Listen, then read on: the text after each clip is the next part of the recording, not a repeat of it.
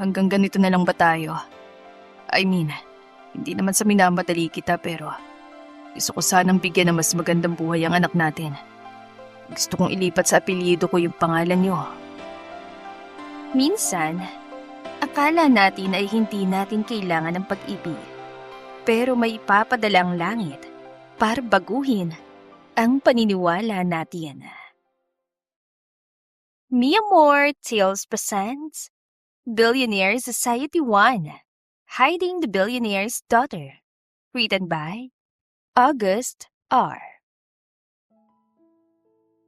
Ako pa ba? Magaling ako eh. Nagyayabang natural ni Annalisa Rico Hermoso sa mga kasama sa club. Maganda pa. Nani, kaya nga ang daming customers kapag ikaw yung sasayaw eh. Masyado mo kasing ginagalingan. Baka may mainggitan naman dyan at isumbong ka na naman sa manager. She's a club dancer. Dancer lang at hindi pumapayag na itable na lalaki. Sapat ng pagsasayaw niya para paligayahin ng mga ito. Hindi rin siya sumasama sa labas. Bev, may customer ka ba ngayon? Tanong niya sa kaibigan. Umiling ito at ngumuso. Ay, wala pa eh. Ikaw nga yung hinahanap ng lahat doon sa labas. Nag-uunahan at nagpaparamihan ng pera para maitable ka. Kaya galit na naman yung makunat sa labas eh. Kumakandong na, inaayawan pa. Napangisi siya sa sinabi nito. Maglilimang buwan pa lang siyang nagsasayaw, pero marami na agad ang nagagalit sa kanya. Nung una ay waitress siya sa Mariposa Club. Tapos inalok siya ng malaking sahod para magsayaw kaya pinatulan na niya. May 3 taong gulang na bata siyang ginagastusan. Siya sige, mauna na ako beba. Baka hinahanap na ako ni Almira. Sige sis.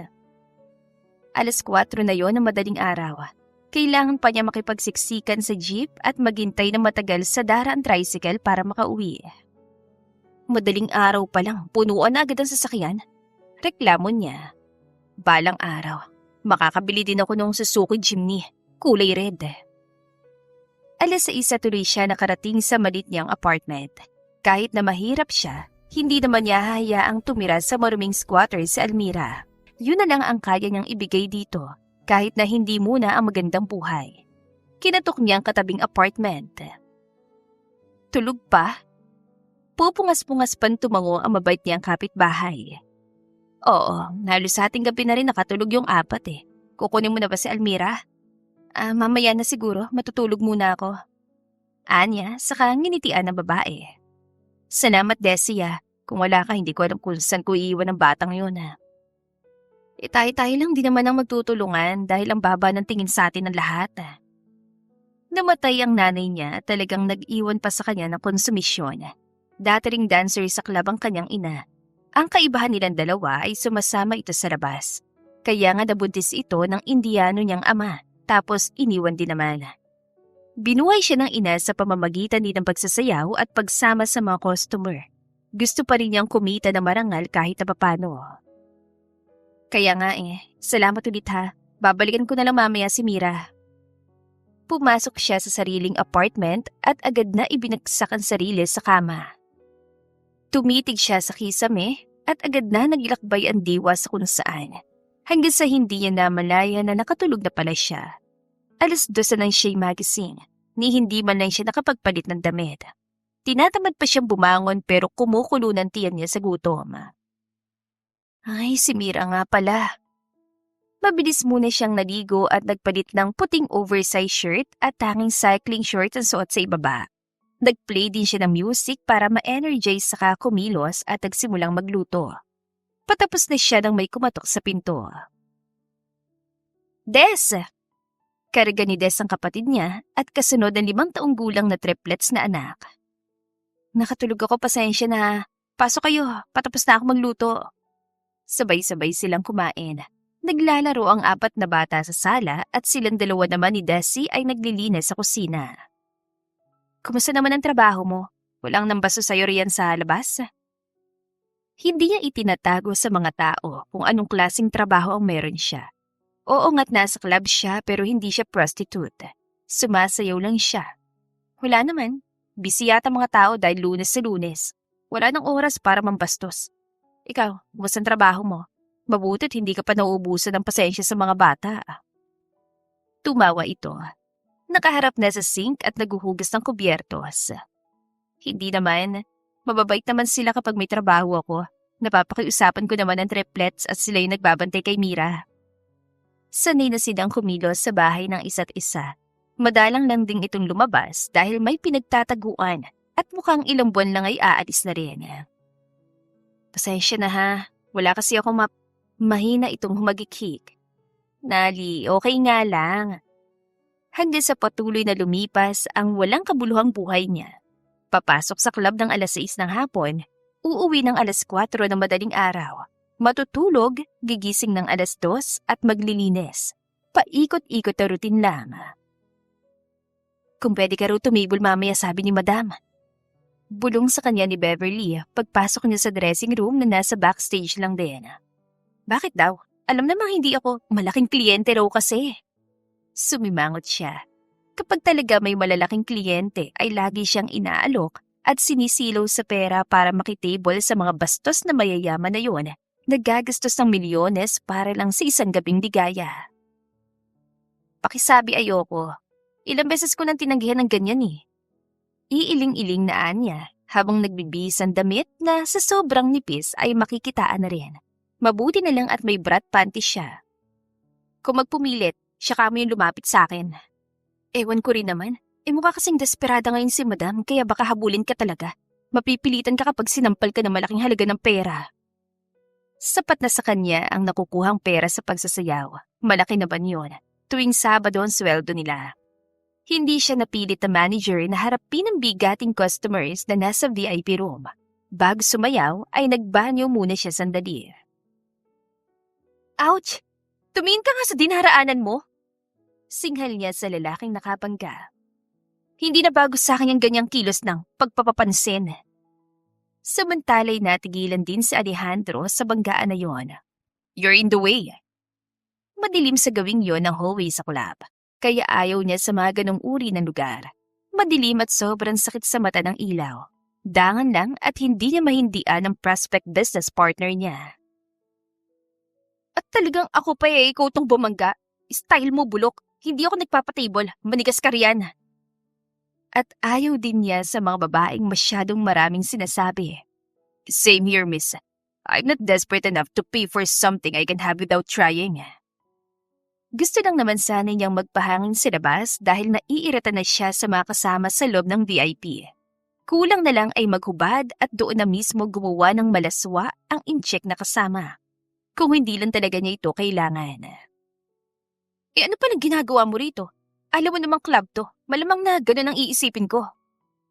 Sa bahagyang madilim na ilaw ay naaninag ni Alejandro ang kakarampot na pulang tela na suot ng babae. Kumikinang yun sa pagtama ng ilaw.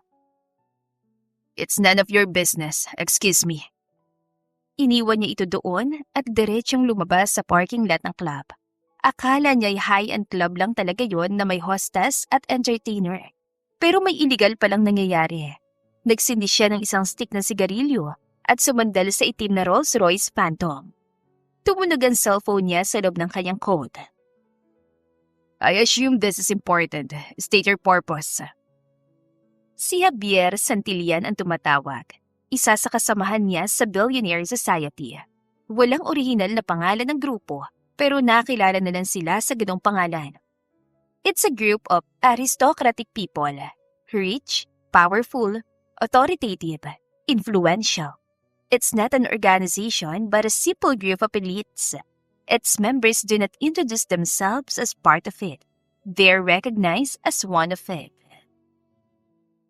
Dude, bawal na ba ako mangumusta ngayon? Sigurado siya nakangisi ito habang nasa kabilang linya. Where are you? Tumingala siya. Isa ito sa mga taong ayaw niyang nakakausap. Masyado itong palikero at kung magsalita ay parang tambay. Sino ka ba't kailangan lahat ng pupuntahan ko dapat ay alam mo? Malakas na naman itong tumawa. Akala niya ipapatayan na siya nito ng tawag pero hindi. Kamusta yung meeting mo? Nakuha mo ba yung deal dun sa manyaka sa inject? Mas lalong uminit ang ulo ni Alejandro sa tanong nito. Ay, damn that old man. Nagngangalit ang ngipin na asik niya. Napahilot siya sa noo. Hindi ko pa makausap dahil busy sa kinuha babae. What? Natatawa na naman ito. You're in a club? Dito gusto ni Mr. Fu. Nagbago ka na ba? Tawang-tawa pa rin ito. Hindi kasi normal sa kanya ang magpunta sa mga club, kahit na yung mga high-end. Mag-table ka na rin para sa experience, Mr. Montenegro. No. Binabaan na lang niya ito ng tawag dahil hindi naman ito mauubusan na sasabihin. Nakakasawa itong kausap at nakakainis. Pero ito rin ang madalas niyang kasama dahil nasa isang linya lang sila ng trabaho. Magkalaban pa ang kumpanya nila sa construction. Pagpasok niya ay hindi agad siya dumiretso sa VIP. Nakuha ng dalagang nagsasayaw sa stage ang kanyang atensyon. So, she's a dancer, ha? Tinapos niyang performance ito. Ewan ba niya at tila ba nakapako ang mga paa niya dahil ayaw gumalaw. Ang mga matay diretsyong tingin sa dalagang sensual na gumigiling na ikinahihiyaw ng mga manonood. Napalunok sa Alejandro. Minura niyang sarili nang mahuli ang sariling papasok sa backstage kung saan pumasok ang dalagang nagsasayaw. Ito agad ang bumungad sa kanya. Nag-iisa ito at akmang maguhubad na sana. Excuse me. Ay, lintik naman! Ano ba, bastos? Lumabas ka nga, bawal ka dito! How much for your time? Name your price. Nanlaki ang mga mata nito. Hindi muna itinuloy ang pagbibihis. Dahan-dahan itong humakbang papalapit sa kanya na nakasandal sa pader. Nang makalapit ng tuluyan ay humalukot-kip ito. Sira ulo ka pala eh. Akala ko ba hindi mo kailangang magbayad dahil kusang may lalapit sa'yo ng libre? Nasa na yun? Ano, arugante at mayabang ka lang? That's the point. Bakit nga ba niya ito inaalok ngayon? Hindi ako bayarang babae. Makakaalis ka na dito. Humanap ka ng babae magbibigay sa'yo ng oras na libre. Ipinagtulakan pa siya nito papalabas ngunit hindi siya natinag. Nakatitig lang siya sa maganda nitong mukha. Ano? She's a beauty. Hindi yun maikukubli ng makapal na makeup sa mukha. Muli siyang napalunok. Ngayon din talaga nakuha ng isang babae ang buong atensyon niya at ang masama roon, isang dancer pa sa club. Nothing. Take my card. When you change your mind, you know how to reach me. Iniabot niya rito ang card pero hindi nito yun pinansin. Ipinatong na lang niya yun sa mesa sa malapit. He's Alejandro Montenegro, an engineer. May sarili siyang construction company. Kilala siya bilang istrikto, kontrolado, at masungit na CEO/president. Ayaw niya sa mga taong tatanga-tanga. Ayaw nang nagkakamali dahil makakasira yon sa imahe ng kumpanya. Ayaw niya ng may mga taong magdadala lang ng kahihiyan sa kanya at magiging dahilan ng pagbagsak niya. But here he is, waiting every day for a single call. Isang linggo na matapos sa nangyari at hindi pa rin niya makalimutan. Mr. Montenegro, matutunaw ang phone mo. Sayang naman. Mariin siya napapikit. Ilang araw ka bang tatambay sa office ko, Javier? Halos araw-araw kasi nasa opisina niyang lalaki. Wala namang ginagawa kundi buwisiti ng araw niya sa mga walang kwenta nitong kwento. Pero kahit na para itong easy-go-lucky, ay hindi niya may kakaila na may personalidad itong pinangingilagan niya. May babae ka nakilala sa club, no? Tara, balikan natin. Hindi niya alam paano nito nalaman ang nangyari. Kahit saan na lang talaga ay may mga mata ito. Wala akong alam dyan sa sinasabi mo. Ako na lang. Akma itong tatayo nang paluin niya na malakas ang ibabaw ng table niya at masamang tinignan ng lalaki. Don't test my patience, Mr. Santillana. Chill bro, tutulungan ka lang eh. I don't need help. Ngunit tatagpuan na lang niya ang sarili sa Mariposa Club kung saan nagsasayaw ang dalaga. Ngayon ay kasama niya si Javier. Wow, high-end. Mahal sigurong bayad sa babae dito. Puna nito na makapasok silang dalawa. Ano, tig-dalawa tayo? Umiling siya. Hindi siya nagtungo sa club para sa bagay na yon. May isang tao siyang sadya. Kahit 4 sa'yo, wala sa akin. E ano palang gagawin mo rito? Hindi niya ito pinansin. Nakatutok ang atensyon niya sa babaeng nagsasayaw sa entablado. He mentally shook his head. She really knows how to entice her audience. May target naman na pala. Bulong na lalaki sa kanyang tabi. I'll call the manager. Ani Javier saka umalis na.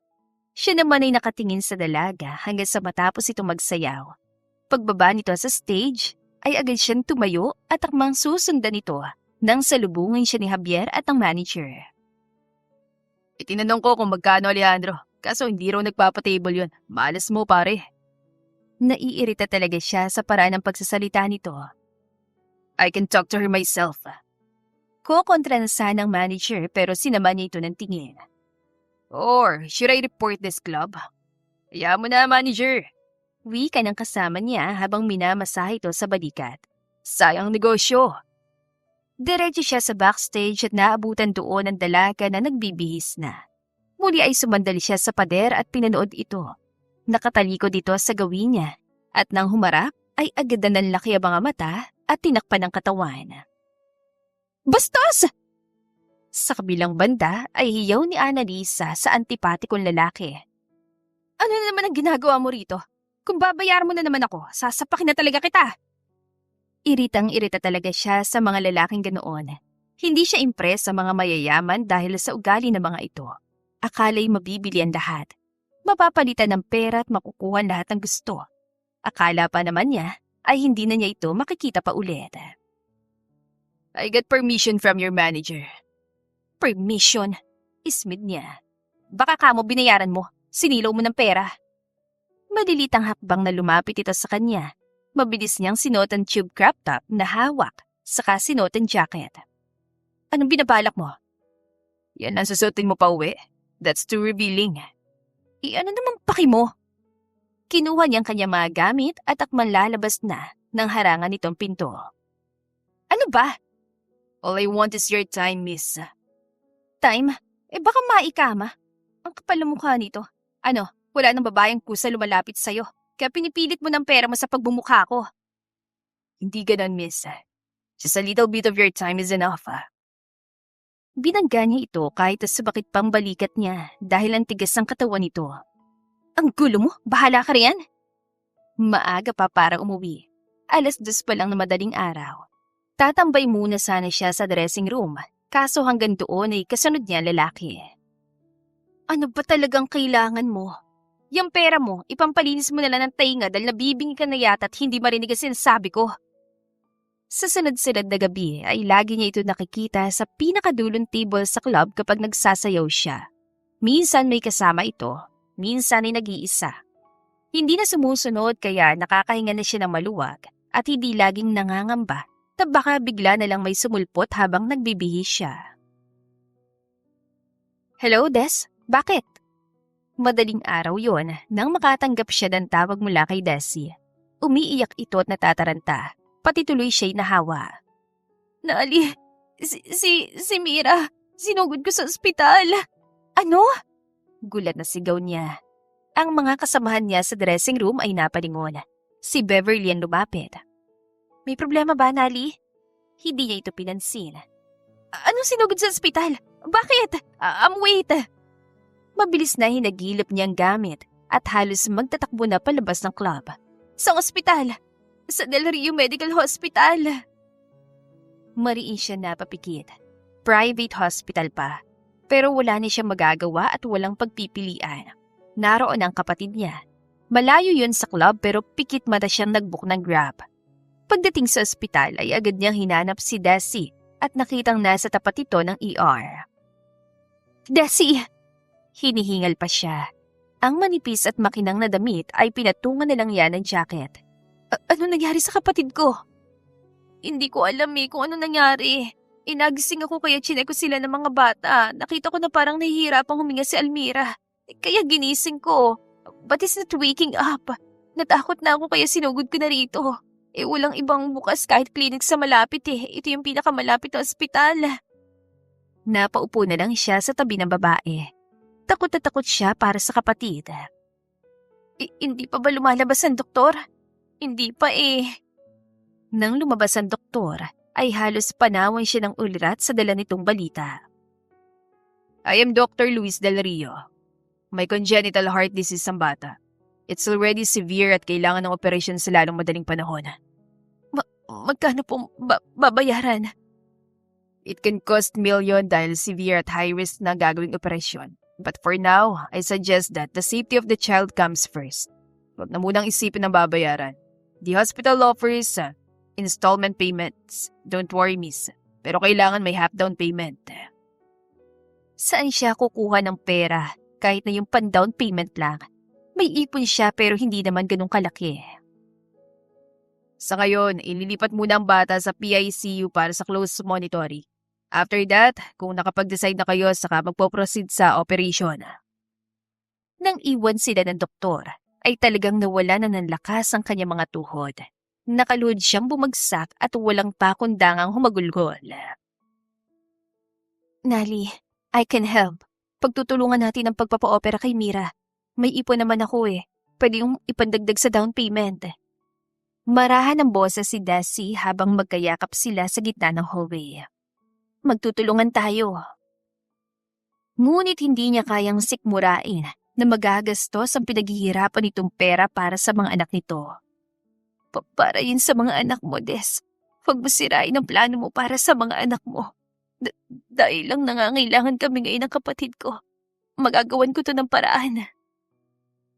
Isang desisyon ang pikit mata niyang naalala. Saglit siyang nagpaalam sa babae na uuwi. Hinanap niya ang card na ibinigay sa kanya ng antipatikong lalaki sa club. Ewan ba niya at nang ilapag nito noon sa mesa at kinuha niya sa bulsa. Nasaan na ba kasi yun? Pikit mata niyang gagawin at tatanggapin ang alok nito para sa kaligtasan ng kapatid niya. Nakahinga siya ng maluwag nang makitang calling card na nakasingit sa lalagyan ng makeup niya. Alejandro Montenegro. Tanging pangalan at numero lang ang naroon. Huminga siya ng malalim habang pinapakinggan ang pagre-ring sa kabilang linya. At halos sumabog ang puso niya nang marinig ng malalim itong boses sa kabilang linya. So, you change your mind, ha? Samantala ay bungad ni Alejandro sa unknown number na tumawag. Isa lang naman ang pinagbigyan niya ng personal na numero. Yung iba ay puro business cards na.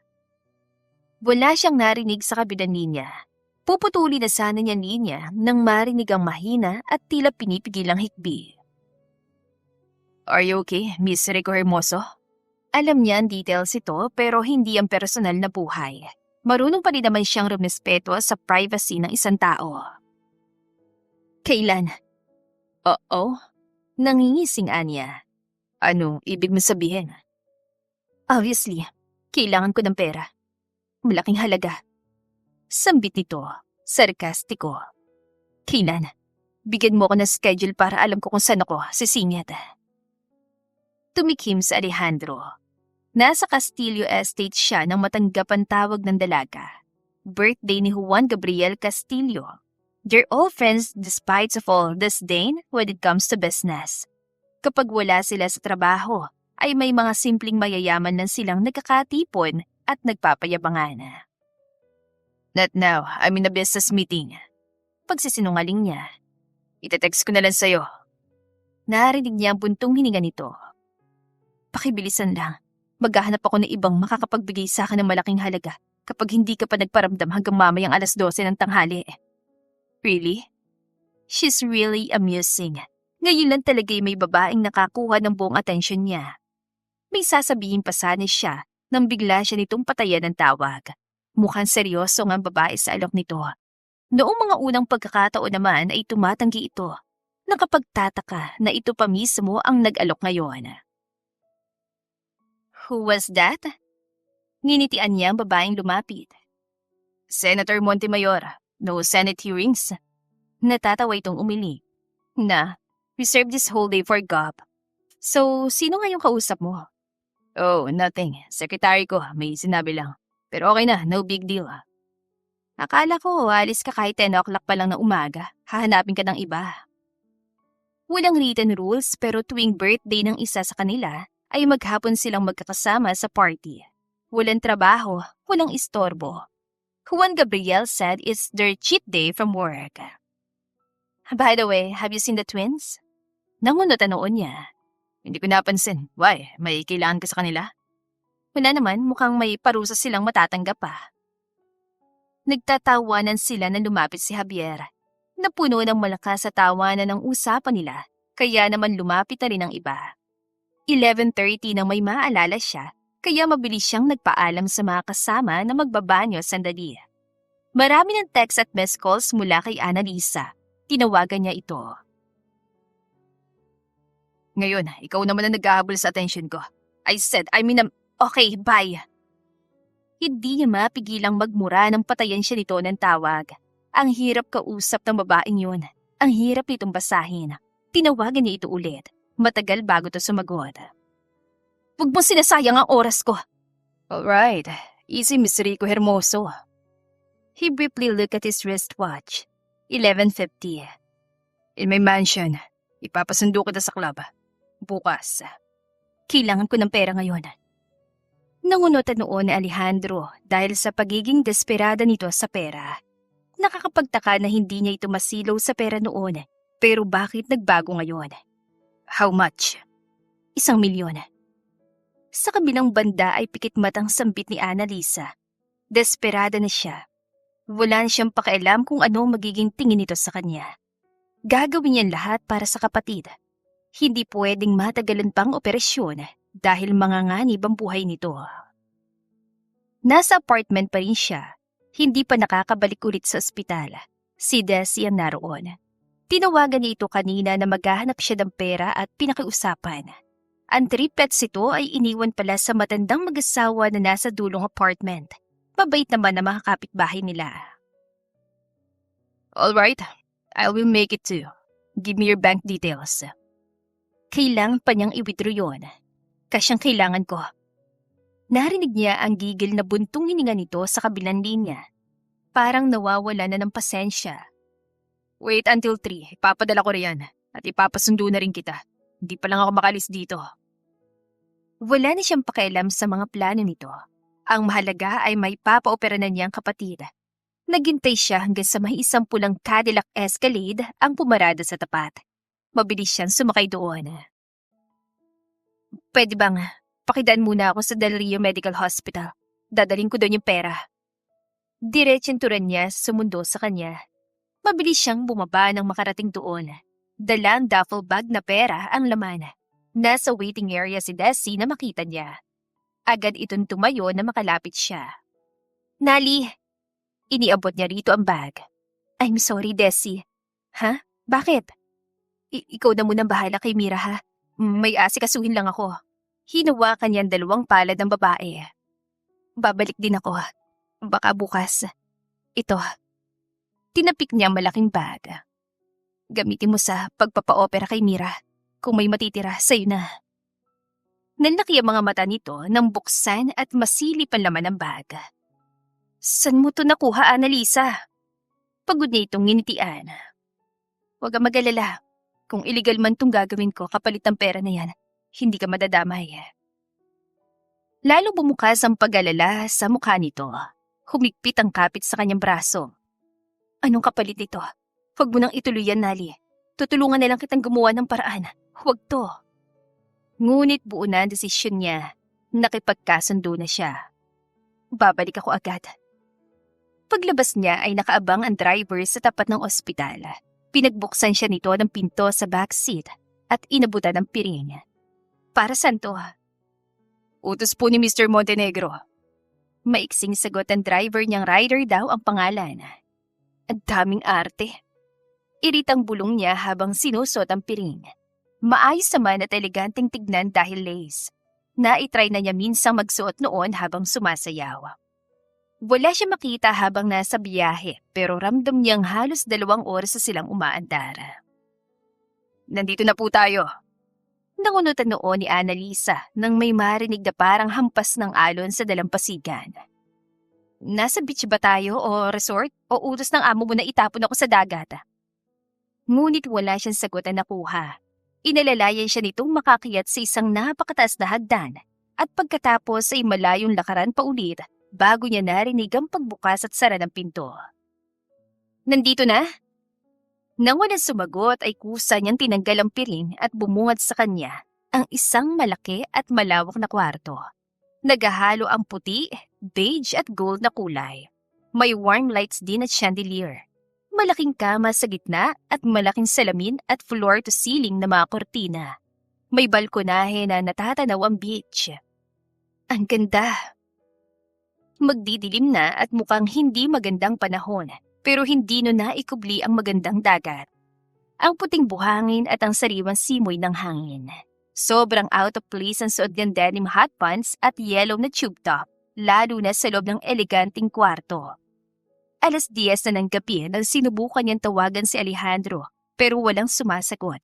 Nakatulugan na lang niya at nagising kinabukasan nakatabi ito. Morning. Pli ng boses na bati nito. Nakasandal sa kama at pinapanood siya. How's your sleep? Ano ba? Nakakagulat ka naman eh. Nagkibit-balikat lamang ito bago bumangon at akmang lalabas mula sa silid nang mabilis niya itong pigilan at nang lumingon ay huhubarin na sana niyang robang suot nang pigilan siya nito. No, Nali. Pagkak siyang natawa. Ano? Huwag muna. Wala ka sa kondisyon? Muli sana niyang bubuksan ang roba ng ibuhol nito yun. Ano bang trip mo sa buhay? Huwag mo sinasayang ang oras ko. Tulad ng sinabi ko sa'yo, oras mong kailangan ko. Hindi ito. Natulala si Annalisa. Hindi siya makapaniwala. Nagpapatawa ka ba? Magbabayad ka ng milyon-milyon para sa kaunting oras? Ano gagawin natin? Magtititigan? Walang nangyari sa kanilang dalawa sa araw na yon. Wala itong ibang ginawa kundi ang kausapin siya at magtanong ng magtanong. Para lang silang magkaibigan na nasa bakasyon. Ipinagluto rin niya ito ng pagkain. Naligo sila sa dagat. Sa mga sumunod na linggo ay madalas silang nakikita at nagkakasama sila. Hindi pa rin niya sinasabi rito kung bakit niya kailangan ng pera. Hindi rin naman ito nagtatanong. Uwi ka na, ipapatid na kita. Anito. Nasa kondisyon nito dahil nagpapaluto ito ng pagkain at ipinaghanda ng babaunin daw sa opisina. Magko-commute na lang ako. Salamat. Naging malapit sila sa isa't isa. Naoperahan ng kapatid niya at nasa private room na ito sa ospital. Nakaalis lang siya sandali kanina dahil dumalaw si Desi. Ikaw ang bahala. Mabilis sa lumipas sa mga araw. Nailabas ng kapatid niya at siya naman ay kailangan ng bumalik sa trabaho. Kahit na may tira pa sa perang galing kay Alejandro ay hindi dapat siya umasa. Baka nga isang araw ay bawiin ito yon. Babalik ka na talaga sa trabaho mo? Nilingon niya si Desi na karga si Almira. Sorry Desa, sa'yo na naman maiiwan ng kapatid ko. Nakakahiya na, hindi ka na nakakapagtrabaho. May sapat naman akong ipon, Ali. Huwag mo ko alalahanin. Kayang-kaya ko naman itong mga bata. Saka yung triplets, lagi na doon sa dulong apartment, nawiwili. Hanggang sa bulabugi ng pagkataon niya ng isang balita. Katatapos lang niya magsayaw ng gabing yon nang makatanggap ng tawag na nagsasabing wala ng kapatid niya. Bakit? Bakit? Anong nangyari? Humahagulgol na tanong niya nang maabutan ng kapatid sa ospital na wala ng buhay. Desi! Umiiyak din ito habang paulit-ulit na umiiling. Napansin ko na nahihirapan siya humingat ng ingitim malabi kaya sinugod ko na. Pero hindi na siya umabot eh. I'm so sorry, Nani. Niyakap niya ito na mahigpit. Hindi po kasalanan. Hindi kita sinisisi. Nagkaroon daw ng cardiac arrest ang bata at ilang komplikasyon dulot ng operasyon. Sobrang sakit at hindi niya yun matanggap. Para siyang malalagutan ng hininga. Paano na siya ngayon? Tuluyan na siyang napag-isa. Nadi, are you okay? Malambing na tanong ni Alejandro sa kanya. 3 araw matapos ang libing ng kapatid, ay nagpaalam naman si Desi na aalis dahil muntik nang matunton ng ama ng triplets. Wala naman siyang karapatan na pigilan ito dahil may sarili din naman itong buhay.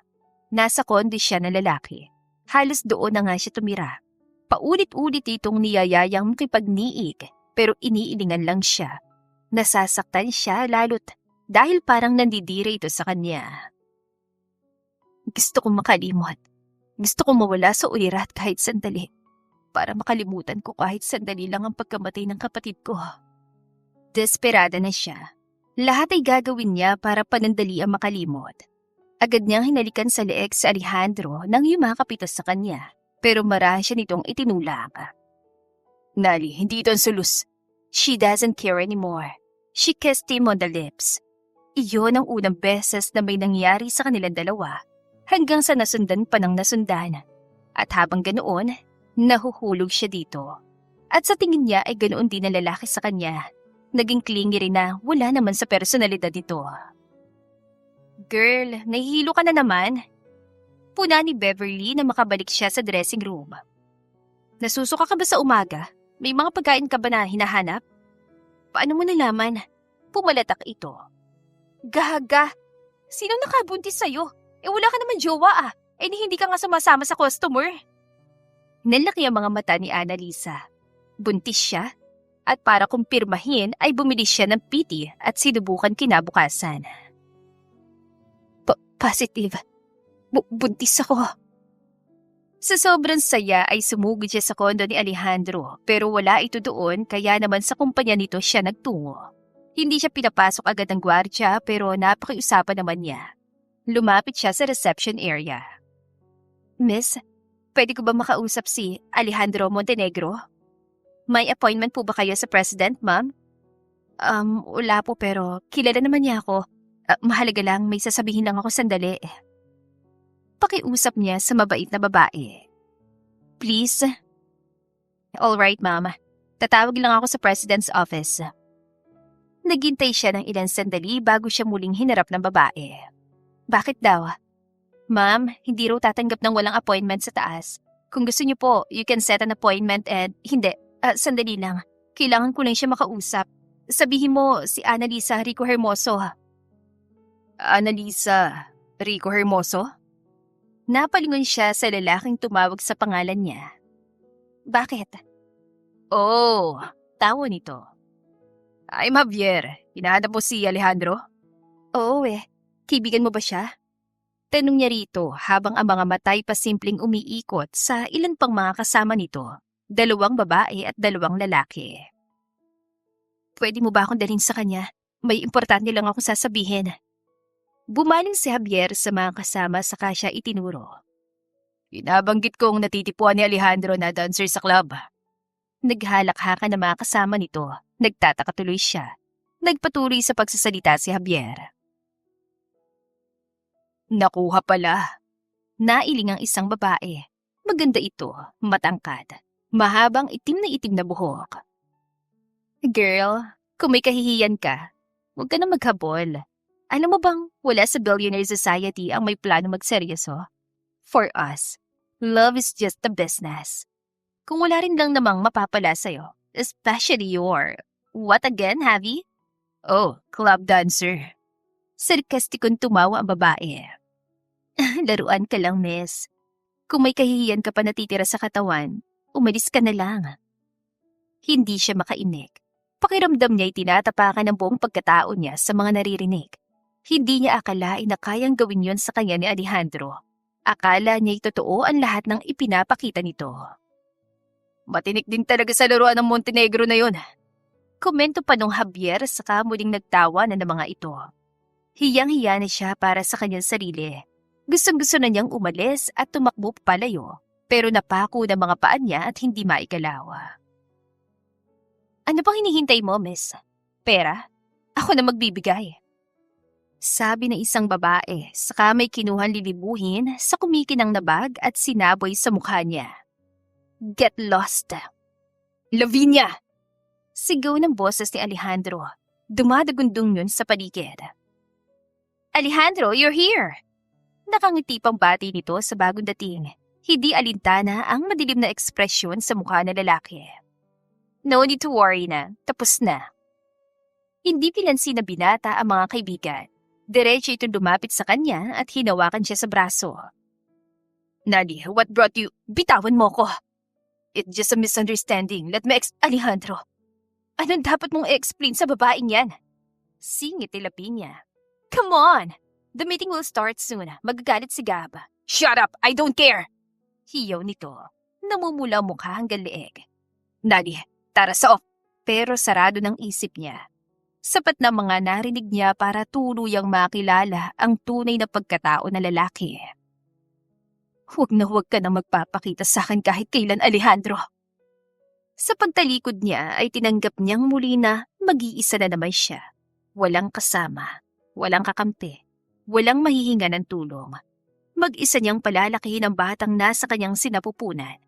At para magawang itago kay Alejandro ang anak, nagpakalayo-layo siya.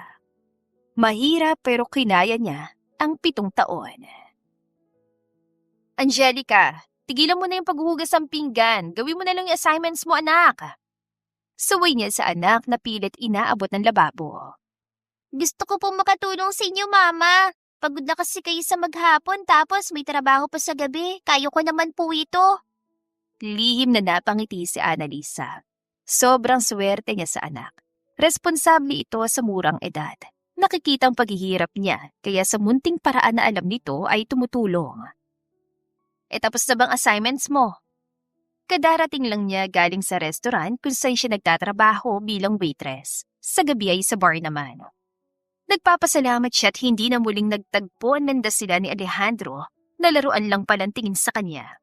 Hindi naman sasabihin iyon ng mga kaibigan nito kung ni minsan ay hindi ito nakipagtawanan habang inaalipusta siya. Ginalingan niyang pagtatago, pero kung talagang hahanapin siya nito ay hindi malabong sa isang iglap ay makita siya. Opo, ginawa ko na kanina pagdating ko tapos naghugas na po agad ako ng mga plato.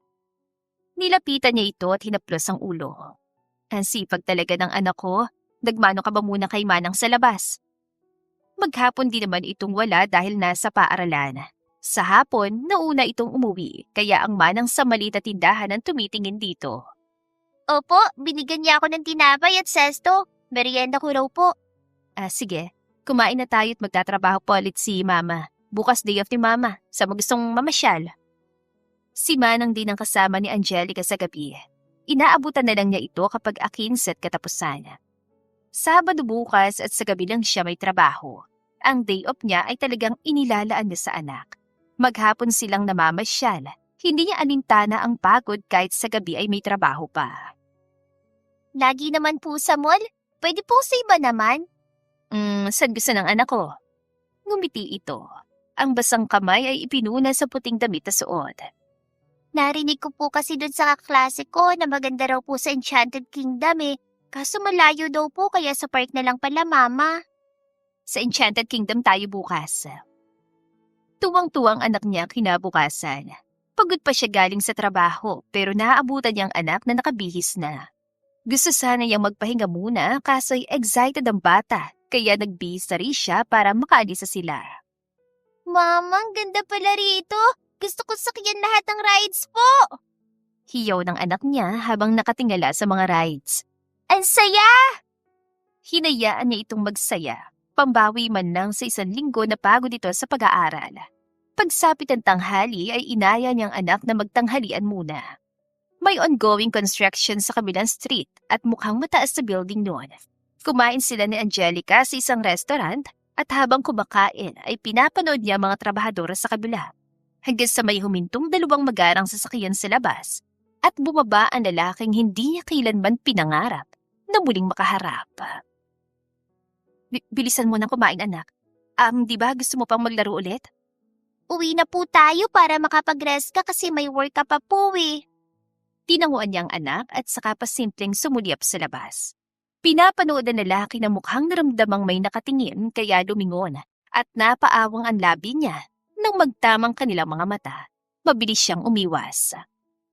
Tapos ka na, anak? Opo, uwi na po tayo, Mama. Sige. Mabilis niya itong inakay para lumabas ng restaurant pero hindi pa man tuluyang nakakalabas ay pinigilan siya ng bata. Bakit, Angelica? Nawiwiwi po ako. Tara, sasamahan kita sa banyo. Mabilis itong umiling. Ako na po, Mama. Big girl na ako eh. Sigurado ka, anak? Opo. Tuluyan siya lumabas at doon na lang hihintayin ng bata. Mabilis ang kilos niya para hindi na siya makitang muli ni Alejandro. Ngunit huli na dahil nakalapit na pala ito. Nali. Lumakas ang kabog ng dibdib niya pero pinigilan niyang mag-react. Hindi niya ito pinansin. Nali, please. Papasok ulit sana siya sa loob ng restaurant at doon na lang hihintayin ng anak para maiiwas sa ama pero huli na. Nakalabas na ito, tinatawag siya. Mama, tara na po! Tumikim siya at nilapitan ng anak ska hinila palayo pero nakasunod pa rin si Alejandro. Nali, wait. Anong ibig sabihin nito? Kilala mo, Mama? Tanong ni Angelica, nakatingala sa kanya. Guwapo? Hagik-hik nito. Same kami ng brown eyes? Annalisa. Nang harapin niya ito ay tagangalit na ang pagang at hindi inaalis ang tingin sa batang hawak niya sa kaliwang kamay. Hindi kita kilala. Hindi ka namin kilala at lagi kong tinuturuan ng anak ko na huwag makipag-usap sa strangers. Pero alam nating pareho na kilala mo ko, Nali. Hinihingal na tugon nito. Siguro'y dahil sa pinipigilang emosyon. Please, let's talk. Samantala, kung kinakailangan lumuhod na Alejandro at magmakaawa ay gagawin niya, kahit na sa maruming kalsada na yun. Halika na, Angelica, umuwi na tayo. Huwag mong pansinin ng lalaking yan, baka nabalo na dahil sa sobrang yaman. Hindi niya pipiliti na magkausap sila ngayon. Hindi niya itatanong kung anak ba niyang batang kasama nito dahil hindi yun maipagkakaila. Kamukha niya ang bata. Nalalambot siyang bumalik sa kotse. Bibisita sana siya sa site, ngunit natanawan nga niya si Annalisa. Mariin niyang ipinikit ang mga mata. Okay lang kayo, sir? Tanong ni Ryder sa kanya. Gigil niya sinuntok ang katabing upuan saka nagngangalit ang ngipin na pumikit. Nakita ko na siya, pero ayaw niya akong kausapin. What should I do, Ryder? Sir, baka po hindi pa lumilipas ang galit kaya ganon. 7 taon na nakalipas, hindi pa rin. At sa palagay ko, may anak kaming 2. May kasama siyang bata na kamukha ko. Nakita ko nga po, sir. Kung gusto niyo po, pwede ko kayong tulungan. Mag-imbestiga ako tungkol kay Miss Rico Hermoso. At kung hindi ka bawasan sa oras niyo, suyuin niyo na rin ang mag-ina niyo. Napaisip si Alejandro sa suwestyon ng driver niya. Ito lang ang pinagkakatiwalaan niya noong pagdating kay Annalisa, kaya marami itong nalalaman. I'll think about that. Sa ngayon, magpa-focus muna siya sa trabaho. Kailangang mas mayaman at mas malago ng negosyo niya kapag bumalik na sa kanyang mag-ina. Makalipas ang 1 linggo ay alam na niya ang lahat tungkol sa mag-ina, kaya sigurado siyang anak nga niya si Angelica. Dude, the meeting's about to start. Si Javier yun na nakangising sumungaw sa office niya. 7 taon na yan tampo mo sa grupo. Hindi talaga niya pinalampas ang ginawa at sinabi ng mga ito kay Annalisa. Kung hindi lamang napigilan ni Juan Gabriel Castillo, ay talagang aalis siya at pababagsakin ang mga ito isa-isa. Nandun na si Gab. 1 taon ka nang sinusuyo para sa collaboration project ng Billionaire Society, Alejandro. I don't care. Malamig na tugon niya. Hindi ito tinatapunan ng tingin kahit na umupo na ito sa mismong harap ng table niya. Get out. Kung pumapayag lang siya ng construction company ko na lang ang gagawa di sana matagal nang tapos. Mayabang na nito pero hindi pa rin niya pinansin.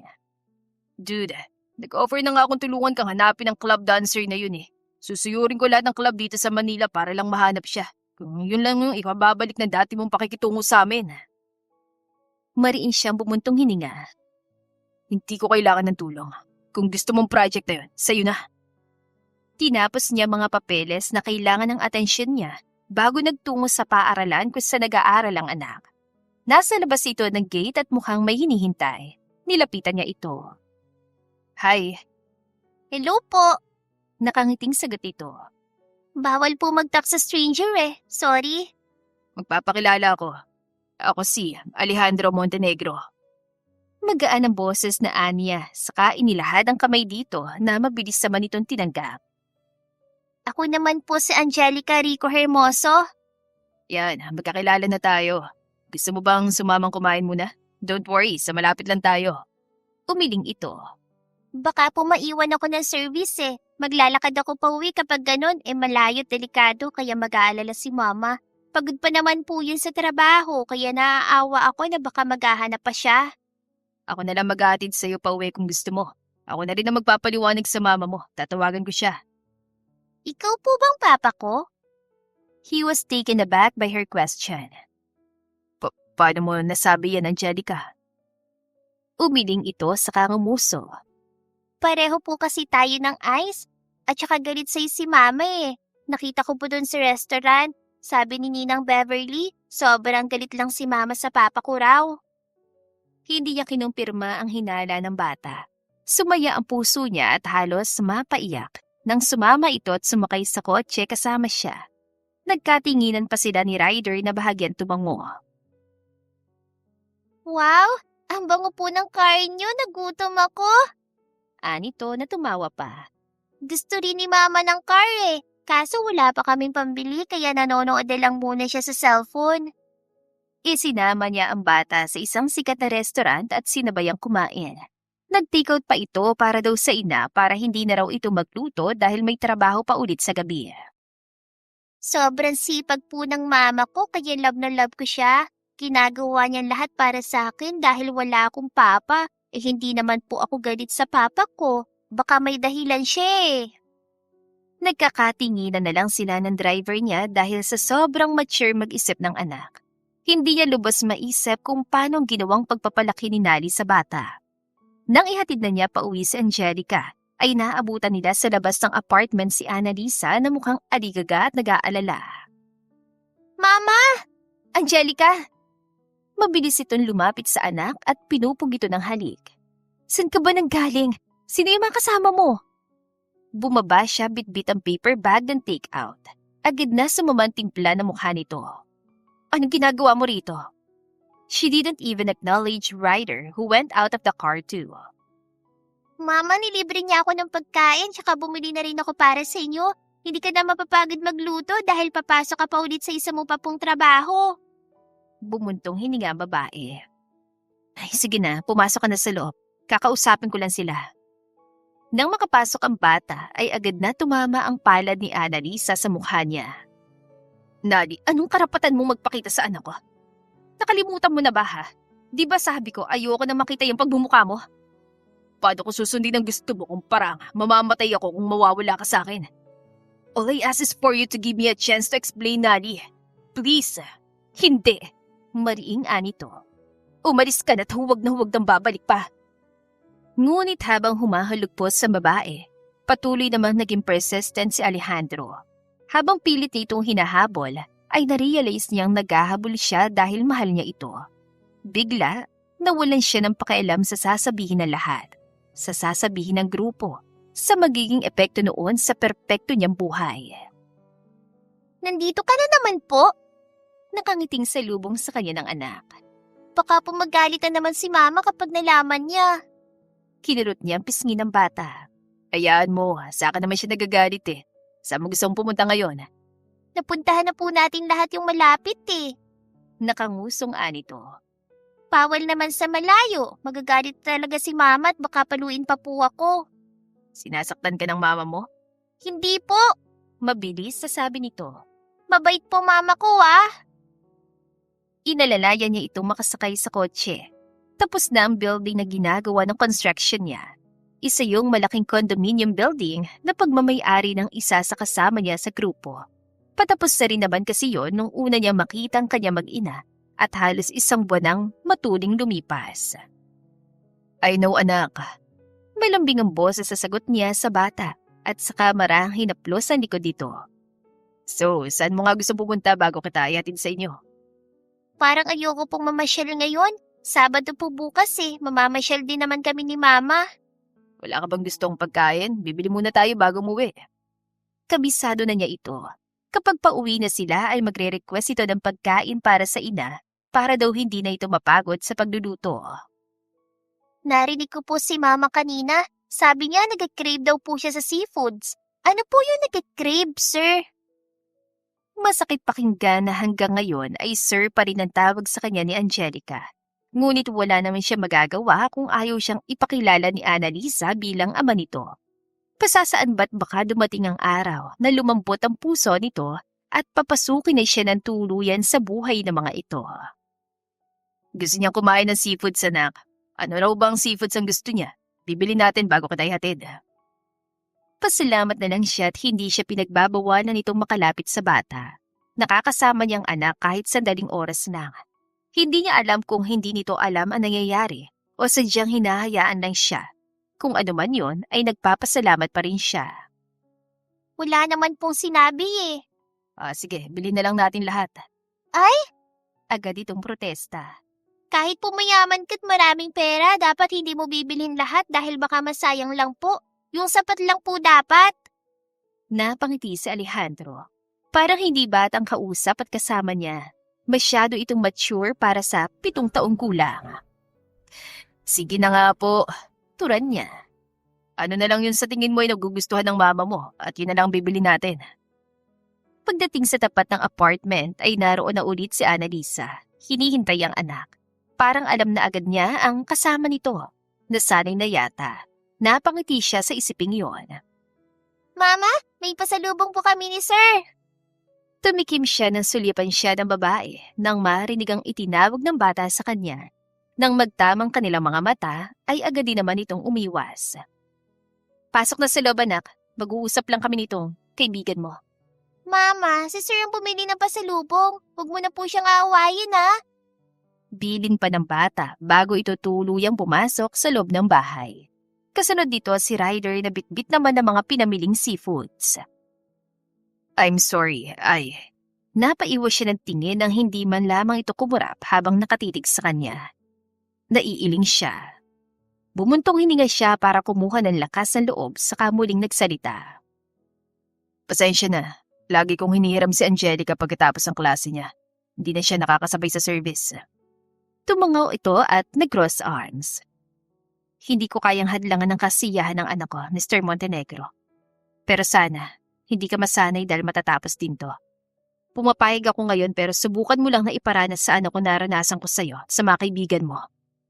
Samantalay naroon pa rin ang galit sa puso ni Annalisa pero nangingibabaw ang pagmamahal niya para sa anak. Sa tuwing masaya itong bumababa na sa sasakyan ng ama, ay gumagan ang pakiramdam niya at nawawalang kanyang pagod. Kaya ko siyang buhay na wala ka, Alejandro. Hindi ko siya ipagkakait sa'yo pero hindi ko rin ibibigay ang karapatan mo. Nakakaunawa naman itong tumango, nakangiti pa nga. Mukhang hindi apektado sa disgusto na ipinapakita niya. I understand, Nally. Sapat ang nakakasama kong anak natin.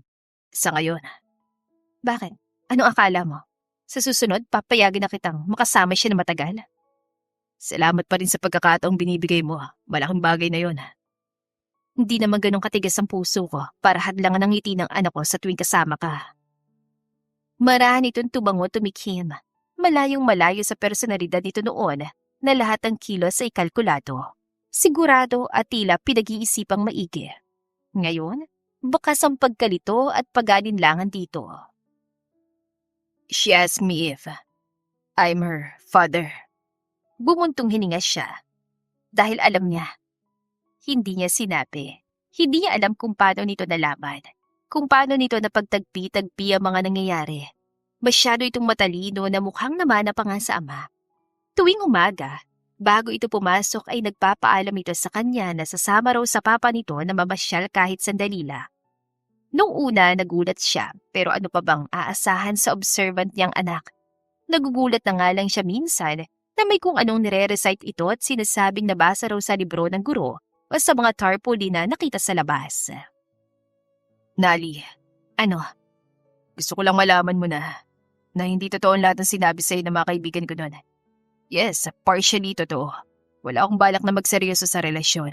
In fact, I was just planning to marry Lavinia for business purposes. Lavinia?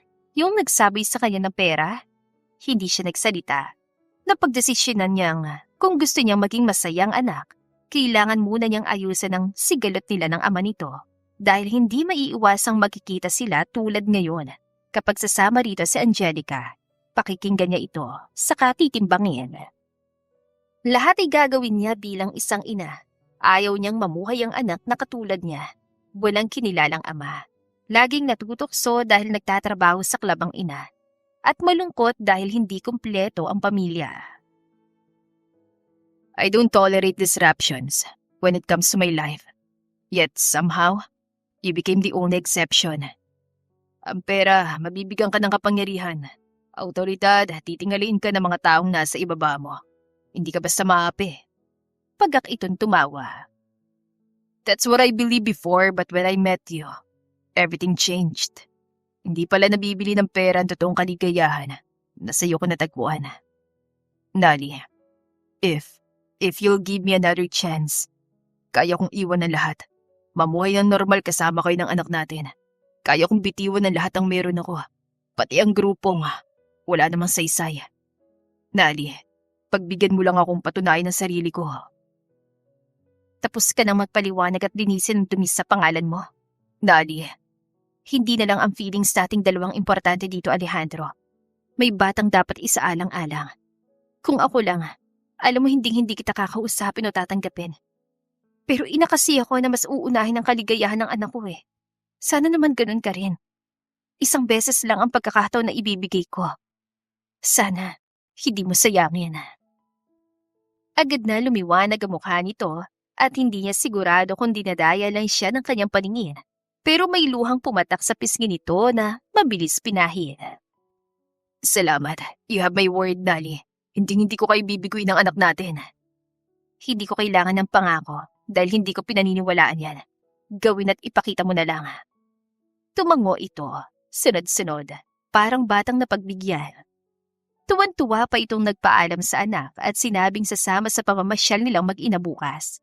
Tinanong pa nga nito ang bata kung saan gusto pero hindi makapag-decide sa Angelica, kaya bahala na raw bukas. Noong gabi ay hinaplos ang puso ni Annalisa dahil sa tanong ng anak. Nakahiga na sila sa kama at handa nang matulog. Hindi na rin muna siya pumasok sa bar. Mama, okay lang po ba talagang kasama si Sir sa atin bukas? Bakit mo naman naitanong yan? Ngumuso ito. Diba po, kasi galit ka sa kanya. Hindi ka naman mag-enjoy kung kasama siya. Kaya okay lang kung hindi. Sa ibang araw na lang kami lalabas sa dalawa kung papayag ka. Anak, hinaplos niya noon ito.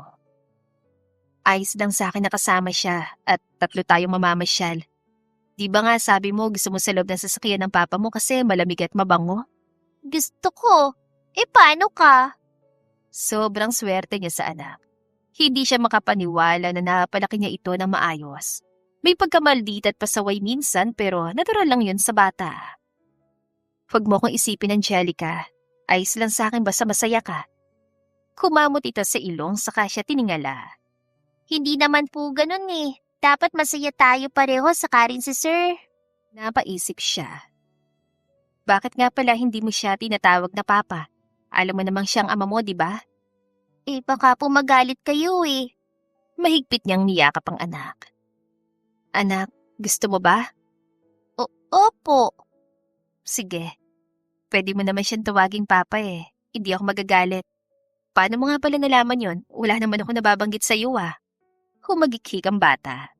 Sabi po kasi ni Ninang Beverly, sa papa ko lang daw po ikaw galit na galit. Nung nakita na rin siya, galit ka eh. Tapos pareho po kami ng mata. Di ba po ganun yon? Kita mo pareho tayong mahabang buhok. Dahil sa inosente nitong haka-haka ay tumama ang hinala. Kinabukasan ay sinundo sila ng pulang Cadillac Escalade, ang sasakyan na laging ginagamit para sunduin siya noon. Hi! Nakangiting bati ni Alejandro nang bumaba ito mula sa driver's seat. Ready, my little girl? Agad na nagpabuhat ang bata. Nakataas ang 2 kamay sa ama. Papa? Hindi agad nakakilos ang lalaki at napatulala sa kanya. Umiwas sabay siya ng tingin nang mabilis itong buhari ng bata at mahigpitan ni Yaka. Saan gustong mamasyal ng anak ko? Wala po akong maisip. Baka po si Mama may gustong puntahan. Wika ng anak nila habang ipinapasok ito ng ama sa backseat at sinusuotan ng seatbelt. Nilingon siya ng lalaki. Saan? Biglang pumasok sa isip niyang kapatid. 7 taon na rin nung huli niya itong nadalaw. Hindi pa rin kasi nagsisink in sa isip niya na maaga siya nitong iniwan. Sa kapatid ko, malambot itong ngumiti. Sige. Pinagbuksan din siya nito sa front seat at akmang kakabitan din ng seatbelt ng agawin niya. Kaya ko na. Oh, okay. Hindi na siya nagtataka na alam nito kung saan nakalibing si Almira. Kasama niya lalaki nung nagluluksa siya. Alam din itong ang perang hiningi niya ay ipinampaggamot sa bata. Gusto pa ulit itong magbigay pero hindi na niya kailangan. Pagdating sa public cemetery ay nagtataka siya at malinis ang puntod. May bubong at grills din yon. Sorry pinangunahan kita. Agad na hingin pa umani ni Alejandro.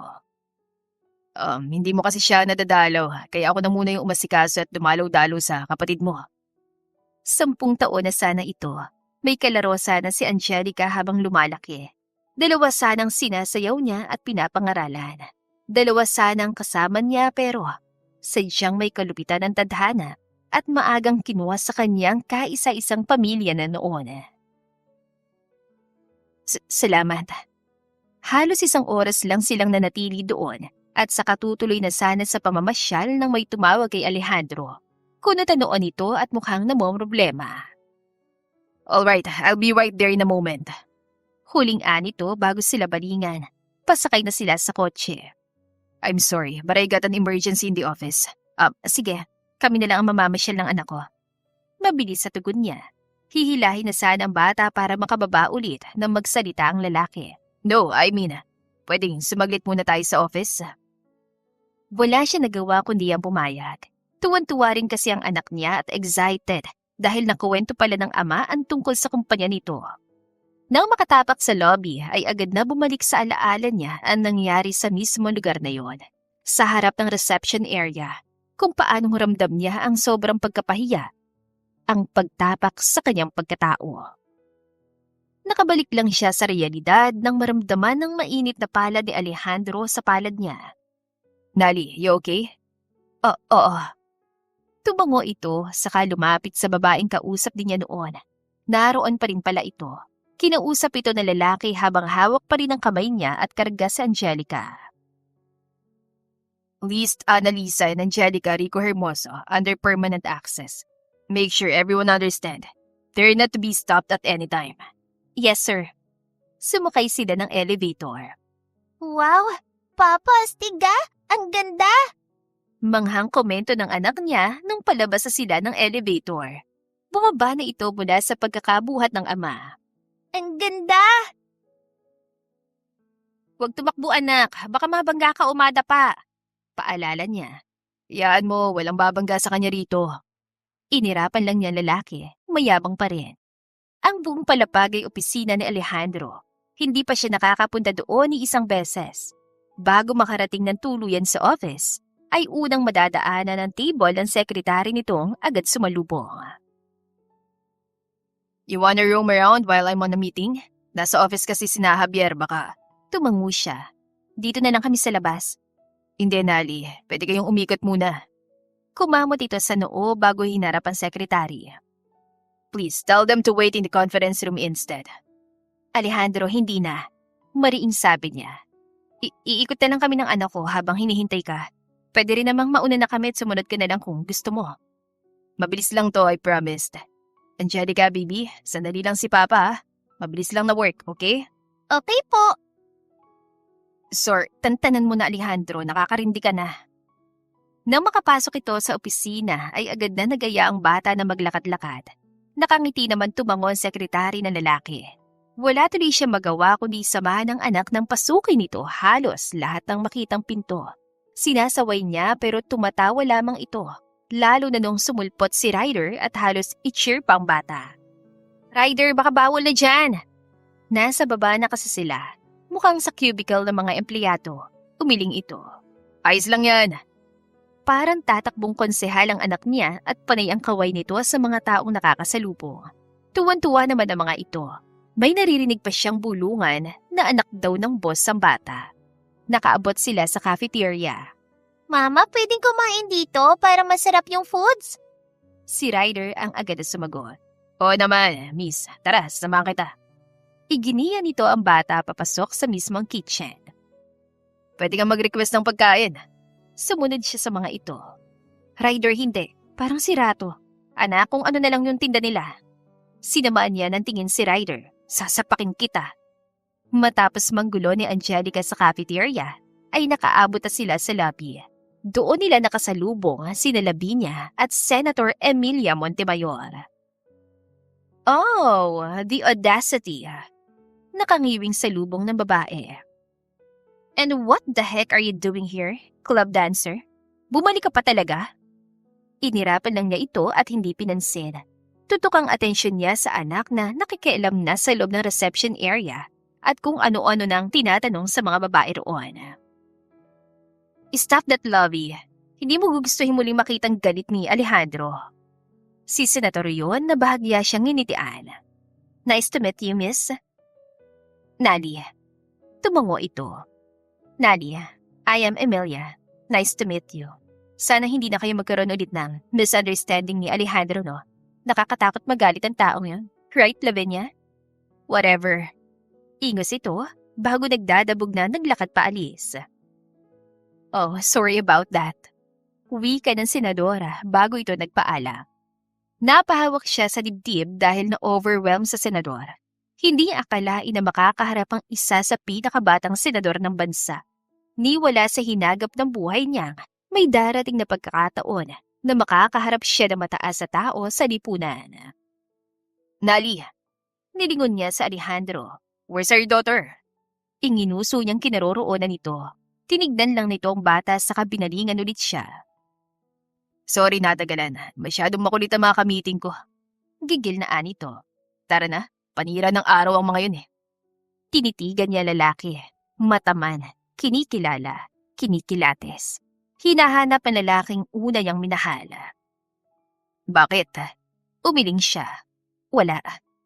Nakasalubong mo sina Emilia? May sinabi? Sa kabilang banda, nangangamba si Alejandro na baka may sinabi na naman si Lavinia kay Annalisa.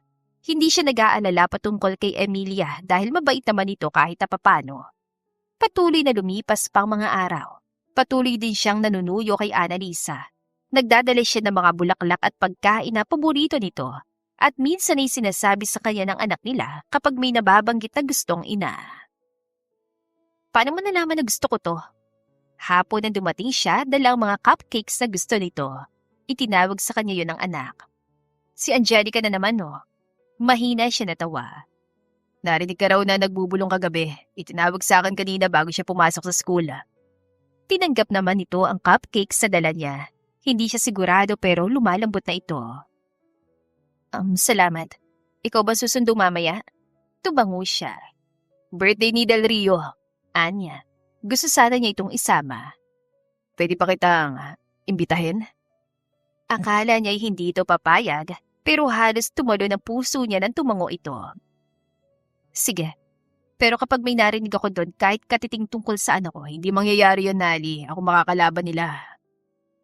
Patuloy pa na lumipas sa mga araw. Birthday ngayon ng kanilang anak at gusto niyang siyang bahala at pumayag doon si Annalisa. Sa apartment pa rin naman ng mga ito dahil ayaw nang masyadong magarbo. Nagkakasiyahan ng mga bata at kapitbahay sa labas. Sinundan naman niya si Nali sa kusina.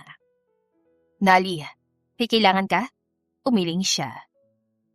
Ganito na lang ba tayo? I mean, hindi naman sa minamadali kita. Pero gusto ko sanang bigyan ng mas magandang buhay ang anak natin. Hindi ko sinasabing hindi magandang buhay nyo ngayon pero mas maganda at masagana pa sana. Kayong dalawa. Gusto kong ilipat sa apelyido ko ang pangalan nyo. Anong ibig mong sabihin? Will you marry me, Nali? Natulala ito sa tanong niya. Mukha na bigla pero hindi na niya babawiin. Matagal na panahon na silang nagko-co-parenting lang sa anak nila at hindi na siya kontento doon. Tinalikuran siya ni Annalisa. Nal, sige. Ha? Oo na nga, Alejandro. Ayoko nang ulitin. Napahalakhak siya. Hindi na pinigilan ng sarili at niyakap ng babae saka pinupog ng halik. Thank you. Thank you. Nakakarindi ka? Kunwaring pumipiglas ito pero wala naman lakas. Ang ingay nito! Hindi niya sana ito bibitiwan kung hindi pa nila narinig ang boses ng anak. Mama, Papa, hindi ako kasama sa hag. Nagtatawanan silang nilingon ng anak. Binuhat niya ito saka muling hinapit si Nali at niyakap ang mag-ina. Mahal ko kayong dalawa. I love you too, Papa. Akala niya hindi na ito magtatanong. Bati na kayong dalawa? Mama, hindi ka nagalit kay Papa? Hindi na anak. Mabait ng papa mo eh. Yay! Napakasaya ng puso ni Alejandro ng gabing yun. Napuno pa sila ng tawanan nang ibigay niya kay Annalisa ang engagement ring. Ay sumimangot sa Angelica at hinahanap ang para dito. Tuloy ay naitawag niya ng wala sa oras sa sekretary at nagpagawa ng singsing na para dito. Gusto mo talaga lahat na lang no? Makalipas ang ilang araw, ay nagtungo sila sa Casa Montenegro. Nasa beach sila sa tapat ng mansyon at nagsiswimming ang kanyang anak at fiancé. Pinapanood niya ang dalawang babae habang nakikinig na rin sa bangayan ng mga ito. Sanay na siya doon. Iyon ang buhay na akala niya'y hindi niya kailangan. Akala niya'y hindi masaya. Hindi karapat-dapat bigyan ng atensyon. Iyon ang akala niya. Nagkamali siya. Masaya pa lang may makakasama sa buhay. Masaya ang may minamahal at nagmamahal. Namuhay silang mag-anak ng tahimik at nang magkasundo ay nagpakasal. Makalipas ang 2 buwan, ay tuwan-tuwa si Angelica dahil magkakaroon na ito ng kapatid. The End. Kung nagustuhan niyo ang aming istorya, huwag kalimutang mag-like at subscribe. Salamat sa pakikinig. Mag-iingat po tayong palagi at naway lagi tayong pagpalain. Hanggang sa muli, to God be the highest glory. Paalam!